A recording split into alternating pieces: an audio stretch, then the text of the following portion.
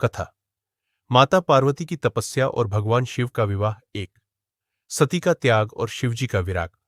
प्रजापति दक्ष की कन्या सती भगवान शिव से विवाह करके उनके साथ आनंदपूर्वक रह रही थी, लेकिन दक्ष ने अपने यज्ञ में शिवजी का अपमान किया।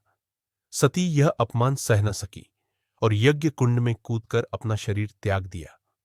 इस घटना से शिवजी अत्यंत दुखी हो गए।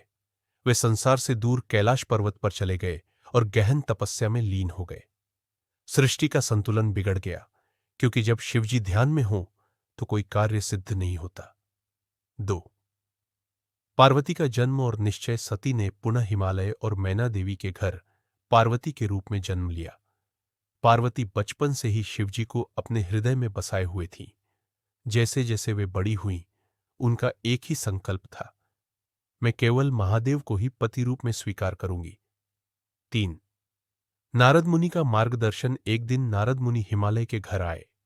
उन्होंने पार्वती के हाथ की रेखाएं देखकर कहा, देवी, आपका विवाह स्वयं भगवान शिव से होगा, किंतु इसके लिए आपको कठोर तपस्या करनी होगी। पार्वती ने उसी क्षण निर्णय ले लिया। 4, पार्वती की तपस्या। लंबा भाग, लगभग 6 से 7 मिनट। पार्वती घने जंगल में चली गई। उन्होंने कई वर्षों तक केवल फल खाए, फिर केवल पत्तों पर जीवित रही, फिर जल तक त्याग दिया और केवल वायु पर निर्वाह करने लगी। अंत में उन्होंने सब कुछ त्याग दिया और केवल भगवान शिव के नाम का ध्यान करती रही।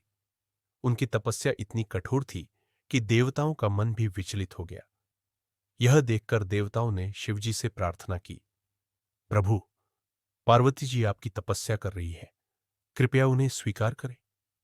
5, शिवजी की परीक्षा। शिवजी ने पार्वती की दृढ़ता जांचने का विचार किया। वे एक वृद्ध ब्राह्मण का रूप धरकर पार्वती के सामने आए और बोले, बेटी, तुम इतनी कठोर तपस्या क्यों कर रही हो? पार्वती बोली, मैं महादेव को पति रूप में पाना चाहती हूं। ब्राह्मण ने कहा, शिवजी, वे तो भस्म लगाए रहते हैं, बाघ की खाल पहनते हैं, गले में सांप रखते हैं, उनके पास न घर है न धन, ऐसे वर से तुम्हें क्या मिलेगा?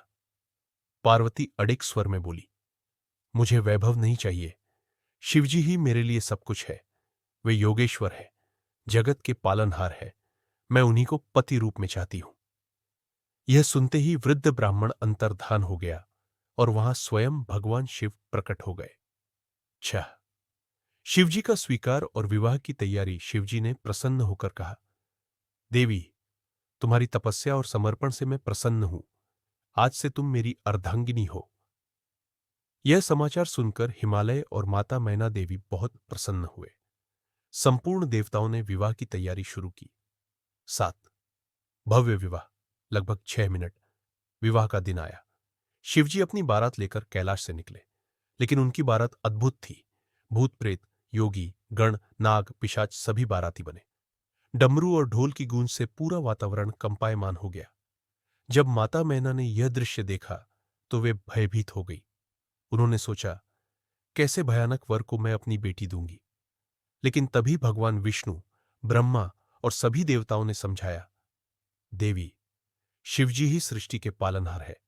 उनका रूप विचित्र अवश्य है, पर वे अत्यंत करुणामय है। अंततः मंगल गीतों और वैदिक मंत्रों के बीच हिमालय पर्वत पर भगवान शिव और माता पार्वती का दिव्य विवाह संपन्न हुआ। देवताओं ने आकाश से फूल बरसाए, ऋषि मुनि ने स्तुति गाई। शिक्षा। अंतिम 2 से 3 मिनट। यह कथा हमें सिखाती है कि सच्ची भक्ति, धैर्य और दृढ़ निश्चय से असंभव भी संभव हो जाता है। माता पार्वती का तप और शिवजी का स्वीकार यह संदेश देता है कि ईश्वर केवल भाव और समर्पण देखते हैं। शिव और शक्ति का मिलन ही सृष्टि की पूर्णता है। एक बिना दूसरा अधूरा है।